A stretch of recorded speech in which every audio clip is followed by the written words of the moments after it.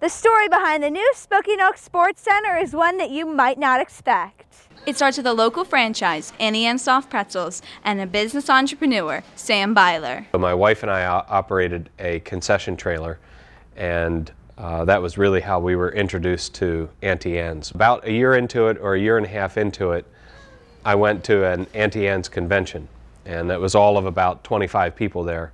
At that point, it was very early in the life of Auntie Anne's. And when I was there, I met someone named Ellie Zemer. And several months later, I get a call from Ellie Zemer asking if I'd like to begin to work at Auntie Anne's. And decided, you know what, this is an exciting, up-and-coming opportunity. I worked for Anne and Jonas for the 15 years before. I reported directly to Anne for a number of years, 3 or 4, before I purchased the company. It was a very profitable company and growing rapidly, and so my focus at that point was on that, and I was very loyal to Anne and the business that she had built.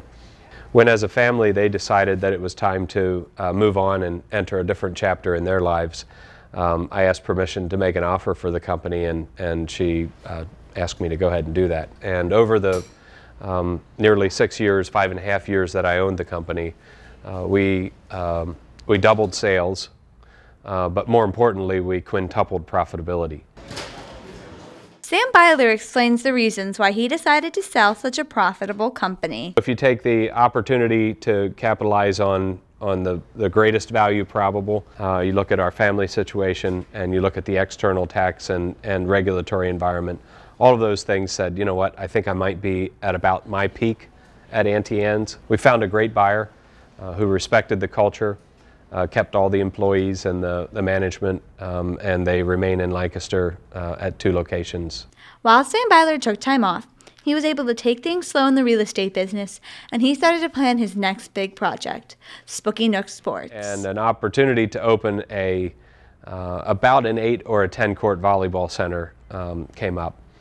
And I thought it was a good idea, and so I started looking around at these buildings throughout the county. And my realtor kept telling me about this Armstrong building, and I didn't want to see it. I knew how big it was, and I think actually I was afraid of what I might do. And sure enough, I went and did it. And we purchased the building, and then began a whole process of research into what's needed in the youth athletic world. As the owner of the real estate and the business, I'm pretty involved on a day-to-day basis because there are so many things changing so rapidly.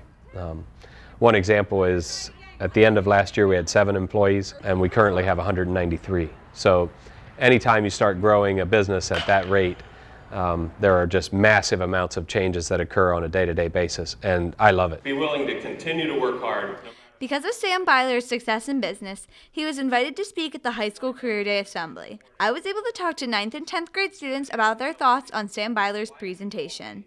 It definitely inspired me to follow my dreams and do what I want to do in life. It was a great experience. I learned how people went from beginners to owning their own business, and you just gotta follow your dream and do what you want in life. He inspired me to keep trying, and if one thing fails, just keep going. It was really great. I learned a lot of stuff, and I feel like I'm really prepared to know what I want to do in life. The 9th and 10th grade students were able to utilize Sam Beiler's knowledge.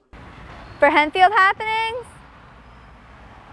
I'm Danielle Zulkosky.